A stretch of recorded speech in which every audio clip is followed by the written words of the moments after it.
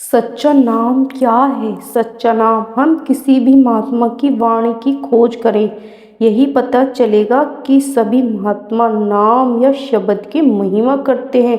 हमारे जितने भी महज़म हैं, हर एक की रीति रिवाज या सीरत अपनी अपनी है, लेकिन जो असली रूहानियत है, ये सत्य का मूल रूप है, रूहानियत की जड़ है। वह हर एक महज़म की तह में एक ही है। हर एक महात्मा हमारे अंदर सिर्फ इस रूहानियत को ही प्राप्त करने का शौक़ और प्यार पैदा करते हैं। उनकी प्राप्ति का तरीका साधन समझाते हैं। इस रूहानियत को अलग अलग महात्माओं ने अलग अलग जाति, धर्मों और देशों में आकर अलग अलग समय पर अलग अलग लफ्ज़ों में शब्द के जरिए समझाने की कोशिश की है। जैसे ऋषि मुनि इनको राम राम, रामधुन, निर्मल याद, नित्य दिव्य ध्वनि या कई शब्दों में याद करते थे। गुरु नानक साहिब इसे आमतौर पर शब्द या नाम कहकर याद करते थे। इसी को गुरु की वाणी में धुर की वाणी, सच्ची वाणी, अमर हुक्म, अखत कथा, हरि कीर्तन और निर्मल नाद कहकर बयान करते हैं। मुसलमान फ़कीर इसे कलमा, आजम बागे सुल्तानी, कलमे इलाही, सुल्तानी उल अजहा कहकर पुकारते हैं। ईसा इसे वर्ड या लागेस कहा करते हैं। इसे वाक कहा गया है। याद ब्रह्म श्रेष्ठ यावती, वाक यानी शब्द इतना महान है जितने ब्रह्म सतपथ ब्राह्मण में आता है। वाक एवं ब्रह्म यानी शब्द ही ब्रह्म है। हमारे लफ्ज़ों के साथ कोई विवाद नहीं है।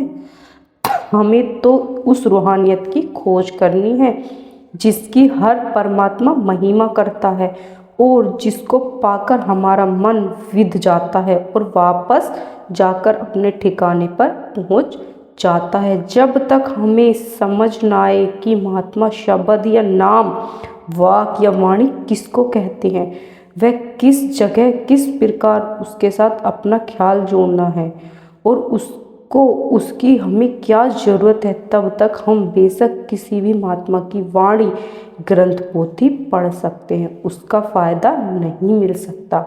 महात्माओं की वाणी जगह जगह सच्चे शब्द, नाम, सच्ची वाणी का जिक्र आता है।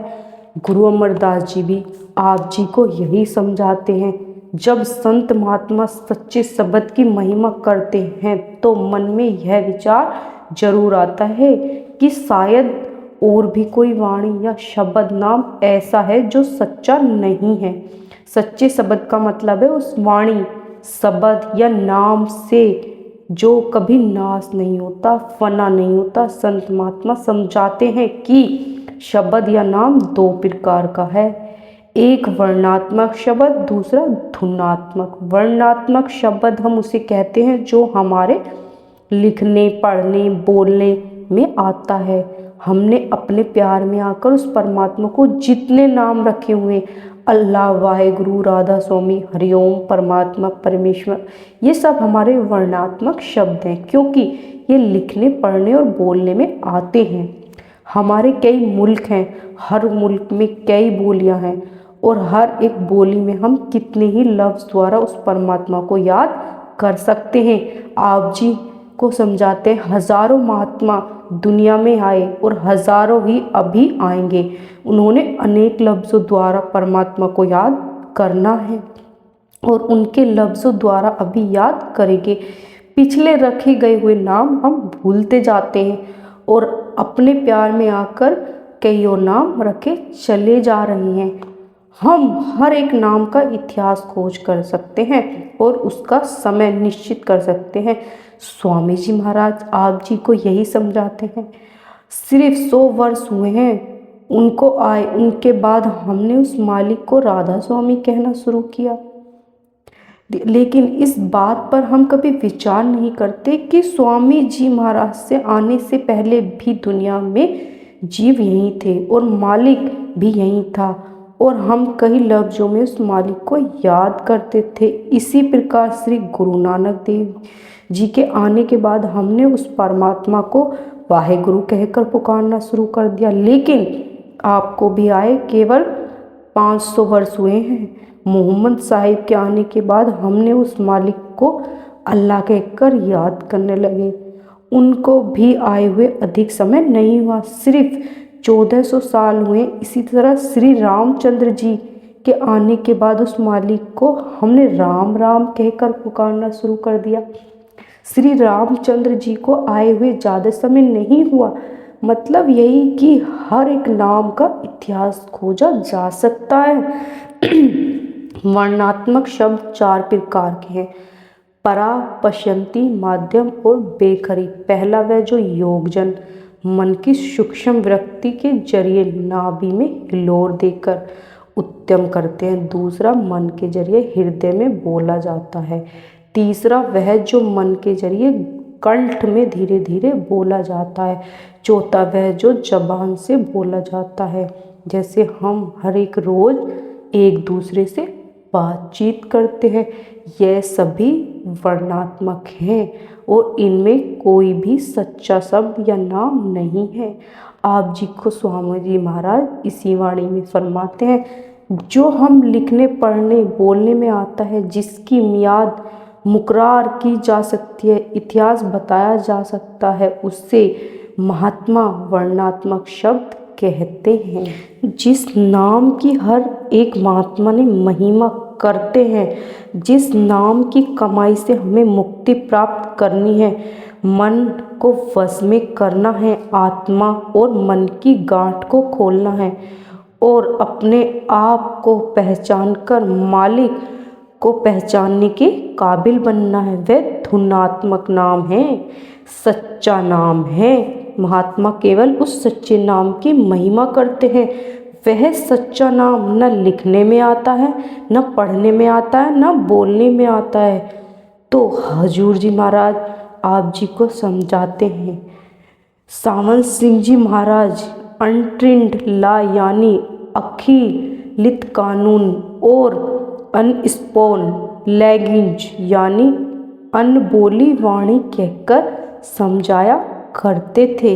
ईसा मसीह अपने शिष्य को संबोधित करते हुए कहते हैं, आंखें होते हुए तुम देख नहीं सकते, कान होते हुए तुम सुन नहीं सकते। इसी प्रकार गुरु अगहन साहिब उस नाम की महिमा करते हैं। इस शब्द को ना तो बाहर की आंखें देख सकती हैं और न ही कान सुन सकते हैं, ना उस जगह हमारे पैर हमें लेकर पहुंच सकते हैं, न वह चीज़ इन हाथों से पकड़ी जा सकती है। उसे प्राप्त करना, परमात्मा से मिलने के लिए हमें जीते जी मरना पड़ता है।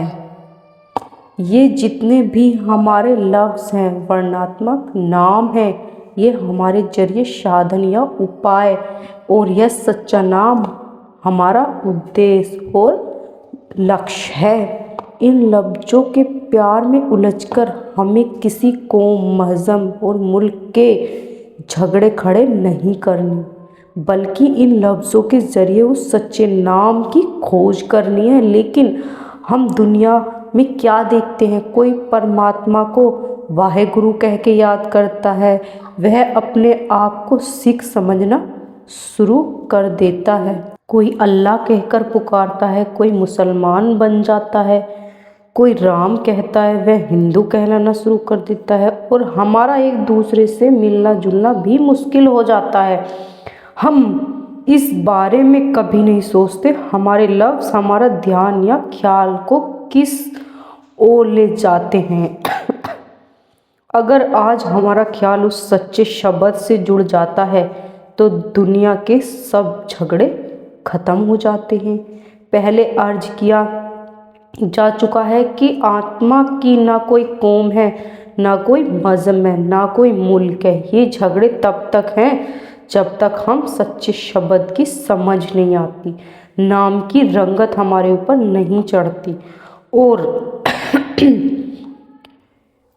इन भ्रम से निकलकर उस सच्चे शब्द से जुड़ने के लिए आते हैं। जिस प्रकार माता प्यार में आकर अपने बच्चों को कई लफ्ज़ों में याद करती है, लेकिन माता अपने बच्चे से जो रिश्ता है वह लफ्ज़ का रिश्ता नहीं बल्कि प्यार का रिश्ता है।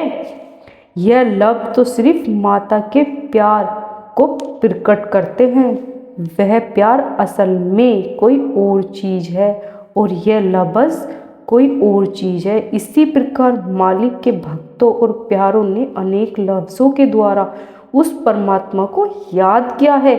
असल में उस मालिक का कोई नाम नहीं। जैसे मौलाना रूम अपनी मसनवी शुरू करते समय फरमाते हैं, यानी उनके नाम से शुरू करता हूँ जिसका कोई नाम नहीं, पर जिस नाम से भी बुलाओगे वह जवाब देता है। यह जो उस मालिक के नाम है ये सब वर्णात्मक शब्द हैं, लेकिन जिस शब्द के जरिए आत्मा और परमात्मा में लीन हो सकती है वह सच्चा नाम है शब्द। वही सच्चा नाम है। उस सच्चे शब्द या सच्चे नाम का कोई इतिहास नहीं बताया जा सकता और ना ही उसका कोई समय निश्चित किया जा सकता, क्योंकि उस सच्चे शब्द ने दुनिया की रचना की है। उसके आधार पर सब खंड ब्रह्मांड चल रहे हैं और हम सबको उसका आसरा है। गुरु अमरदास जी भी फरमाते हैं, शब्द ने ही इस दुनिया की रचना की है और जिस समय परमात्मा उस शब्द की ताकत को इस दुनिया में खींच लेगा यह प्रलय और महाप्रलय हो जाएगा। यहाँ जितनी भी दुनिया की रचना है सब 5 तत्वों से बनी हुई है। ये सब है पृथ्वी, जल, अग्नि, वायु, आकाश। हर एक चीज़ में कोई ना कोई तत्व मौजूद है। आप जी को हम यही समझाते हैं, ये 5 तत्व एक दूसरे के दुश्मन हैं, लेकिन शब्द के कारण और शब्द के आश्रय ही ये एक दूसरे के साथ दे रहे हैं।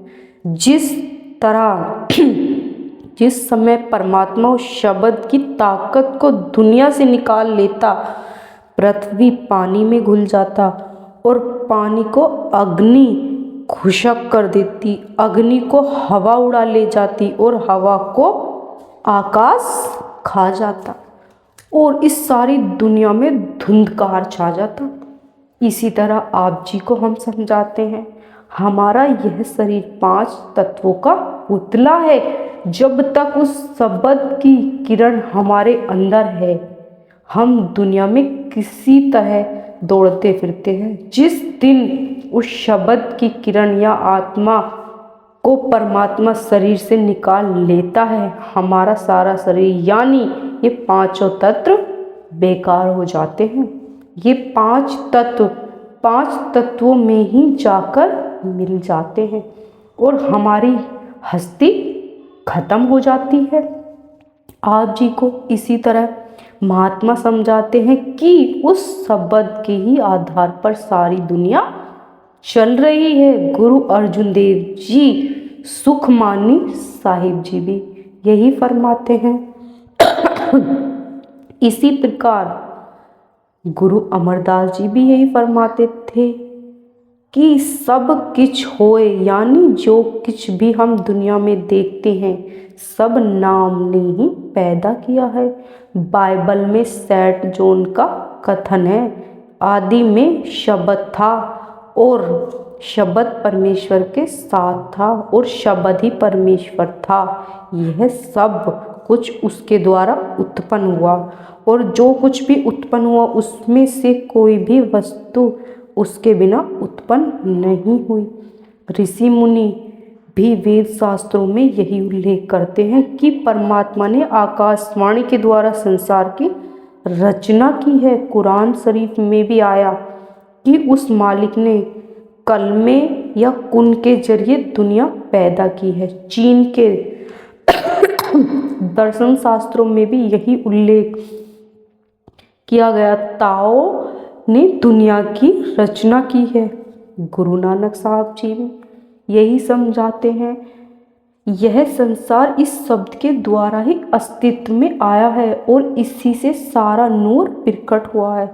हम खुद ही अनुमान लगा सकते हैं जिस ताकत ने दुनिया की रचना की है उसका क्या इतिहास हो सकता है, क्या समय और क्या अवधि तय हो सकती है। उसका समय अवधि को हो ही नहीं सकती। हमें मुक्ति प्राप्त करने के लिए सच्चे शब्द की बहुत ज़रूरत है। वह सच्चा शब्द परमात्मा ने सब मनुष्य के अंदर रखा हुआ है। जब तक हम अपने शरीर के अंदर उस सच्चे शब्द की खोज नहीं कर लेते, अपने ख्याल को उससे नहीं जोड़ते, अपने आप को उसमें जज्ब और लवली नहीं करते, हम कभी मुक्ति प्राप्त नहीं कर सकते। जब तक हम शब्द की खोज नहीं करते, हमारे अंदर से अज्ञानता का अंधेरा कभी दूर नहीं हो सकता। न परमात्मा से हम मिल सकते और ना ही कभी इन देह बंधनों से छुटकारा पा सकते। आप जी को समझाते हैं, जिस समय हमारे हृदय में नाम प्रकट हो जाता है, हमारे सब कर्मों का सिलसिला खत्म हो जाता है, जिसकी वजह से हम देह बंधनों में फंसे हुए हैं। जिस तरह एक सूखे घास का ढेर कितना भी बड़ा क्यों ना हो, आग की एक चिंगारी से उस पूरे ढेर को जलाकर राख कर देता है। इसी प्रकार हम संसारिक और मनमुखी पुरुषों के कितने भी खोटे से खोटे कर्म क्यों न हो, उस नाम की कमाई से सब कर्मों का हिसाब खत्म हो जाता है। अगर कोई कोढ़ी भी जिसके शरीर से पानी बह रहा है, लेकिन उसका ख्याल अंदर शब्द नाम के साथ जुड़ा है, तो वह उस व्यक्ति से कहीं अच्छा है जो सोने जैसी काया और दुनिया के सबसे ऐश आराम लेटकर बैठा हुआ है, मगर परमात्मा को भूला हुआ है। जिसके सच्चे नाम की महात्मा इतनी महिमा करते हैं, वह नाम कहीं बाहर नहीं, हमारे शरीर के अंदर है। आप जी को गुरु अमरदास जी भी यही फरमाते हैं, जो उस नाम को शरीर के बाहर ढूंढने की कोशिश करते हैं, वे बैरागी की तरह अपनी कीमती समय बर्बाद करते हैं। बैरागी कौन है? जो सारे दिन मेहनत करता है, अपना खून पसीना एक कर देता है, लेकिन आखिर में उसके पल्ले कुछ भी नहीं पड़ता। अगर कोई चीज़ हमारे घर के अंदर है तो बाहर खोजने से वह कैसे मिल सकती है। अब सवाल पैदा हुआ कि हमें अपने अंदर शब्द नाम रूपी रूहानियत खजाने की खोज किस तरह करनी है, अंदर का रूहानी सफ़र कैसे तय करना है। ये आप जी को फरमाते हैं कि हमें नाम की कमाई करनी है, उस मालिक से जुड़ना है,